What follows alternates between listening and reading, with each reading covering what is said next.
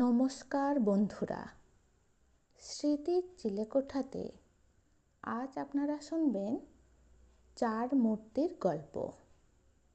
গল্পের নাম টেনিদার ইংরেজি জ্ঞান। একদিন পটলডাঙার আড্ডায় ক্যাবলা বলল, টেনিদা, তুমি তো ইংরেজিতে খুব ভালো।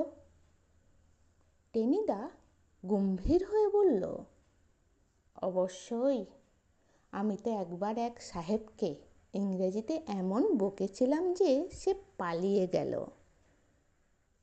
প্যালা বলল, কি বলেছিলে? টেনিদা বুক ফুলিয়ে বলল, আমি বলেছিলাম গো অ্যান্ড কাম নট।